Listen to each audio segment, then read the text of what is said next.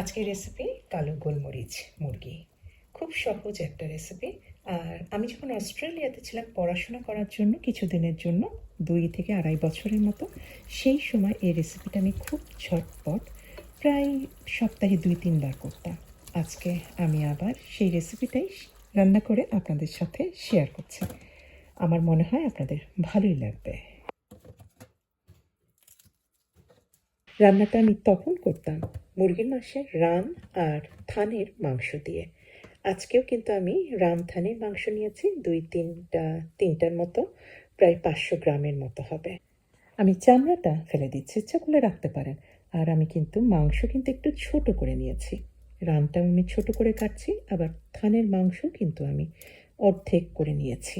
এই কারণে মাংসের পরিমাণটা কিন্তু বেশ হয়ে গিয়েছে। এইরকম হয়েছে কাটার পরে। রান্নার জন্য আমি নর্মাল সাদা তেল ব্যবহার করছি। ইচ্ছা করলে কিন্তু আপনারা এখন মাখন অথবা ঘি মিশিয়েও ব্যবহার করতে পারেন তেলের সাথে, আবার শুধুমাত্র ঘি মাখন দিয়েও তৈরি করতে পারেন। আর পেঁয়াজ দিয়েছি বেশ পরিমাণে, এটা একটা বড় পেঁয়াজ আছে, স্লাইস করে আমি জাস্ট একটু ভেজে নিচ্ছি। ভাজার আগেও কিন্তু আমি দিয়ে দিলাম আদার পেস্ট। আর উপকরণগুলির পরিমাপ আমি দিয়েছি ডেসক্রিপশনে, দেখে নিতে পারেন। কিছুটা লবণ দিয়েছি যাতে পেঁয়াজটা খুব সহজেই নরম হয়ে যায়। পেঁয়াজটা আমি বাটছি না, কিন্তু পেঁয়াজটা যাতে একদম গলে যায় এই জন্যই কিন্তু আমি জাস্ট লবণ দিয়ে দিলাম নরম হওয়ার জন্য। কিছু মশলাপাতি ওই যে হাতের কাছে যেগুলি থাকে, আগে তো আদার পেস্ট দিয়েছি, রসুন গুঁড়াটা দিলাম, আর দিয়ে দিলাম ধনে গুঁড়া আর জিরা গুঁড়া। কিছুটা পানি দিয়ে এই মশলাটাই আমি এখন কষিয়ে নিচ্ছি। মানে পেঁয়াজটাও নরম হচ্ছে, মশলাটাও কষানো হচ্ছে। বেশ কিন্তু কিছুক্ষণ মধ্যেই, প্রায় 5-6 মিনিটের মধ্যেই মশলাটা বেশ নরম হয়ে গিয়েছে। এখন এর মধ্যে সমস্ত মুরগির মাংসগুলি দিয়ে দিলাম। মুরগির মাংস দেওয়ার পরে চুলার আঁচটা কিন্তু হাই হিটে রাখবেন না। মুরগির মাংস থেকে পানিটা সম্পূর্ণ ছেড়ে দেবে, এই পানিটা শুকিয়ে নিতে হবে।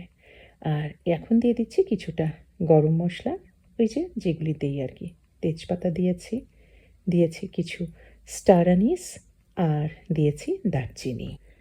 একটা গরম মশলার কথা তো ভুলেই যাচ্ছিলাম, একদমই মাস্ট দিতেই হবে, ছোটো এলাচ 2-3টার মতো দিয়েছি। এই মাংসের ঝালটা কিন্তু আসবে কালো গোলমরিচ দিয়ে। আসলে কালো গোলমরিচটা আমি বেশ পরিমাণে নিয়েছি, সাদা গোলমরিচ। আর তার আগে হামানদিস্তা দিলাম সামান্য একটু জয়ত্রী। খুব ভালো করে মিহি করে নিলাম। সাদা গোলমরিচ দিয়েছি, কালো গোলমরিচও দিতে পারেন। সাদা গোলমরিচ দিয়েছি, এর ফলে মাংস রান্নাটা একদম সাদা হয়েই থাকবে, এই কারণেই দেওয়া। এর মধ্যে কিন্তু মাংসের ভেতরে পানি বারো হয়েই গিয়েছে, এবং পানি কিন্তু প্রায় শুকিয়ে গিয়েছে। আর দেখতেই পাচ্ছেন পেঁয়াজ কিন্তু গলে একেবারে মিশে গিয়েছে, আর কিন্তু গোটাই নেই। আর আমি অস্ট্রেলিয়াতে আমি এই পর্যায়ে দিয়ে দিতাম পানি, তবে আমার কাছে দুধ আছে, আজকে আমি দুধ দিচ্ছি। প্রয়োজনে দুধ দিলাম, যে পরিমাণে আপনারা ঝোলটা করবেন সেই অনুযায়ী দিতে হবে।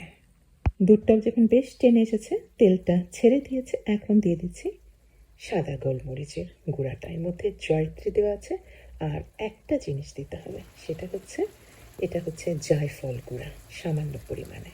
আরও কিছু দিয়েছি সৌন্দর্যের জন্যই, মেনলি বলতে পারেন, গোটা শুকনা লাল লবণ টবণ একটু টেস্ট করে নেবেন এই পর্যায়ে। যদি লবণ লাগে সেই অনুযায়ী লবণটা স্বাদ অনুযায়ী দিয়ে দিবেন। আর একটা মশলা এটা হচ্ছে ভিনেগার দিয়েছি একটু টক স্বাদের জন্য। ব্যাস, রান্না কিন্তু হয়ে গিয়েছে। বেশ মাখা মাখা ধরনের একটা রান্না।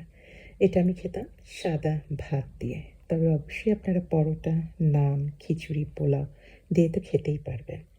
আশা করছি আমি যখন রান্না আসলে শুরু করিনি, বিয়ের পর মেনলি প্রতিদিন রান্না করি, তখনকার সময়ের এই রান্নাটা, সেই রান্নাটাই হুবহু আমি আপনাদের আজকে শেয়ার করলাম। আশা করি ভালো লাগবে, কারণ এই রান্নায় কিন্তু মুরগি কোনো গন্ধই নাই। মাখা মাখা এই ঝোল দেওয়া মুরগির মাংস কিন্তু আসলেই খেতে দারুণ মজা। সবাই ভালো থাকবেন। আল্লাহ হাফেজ।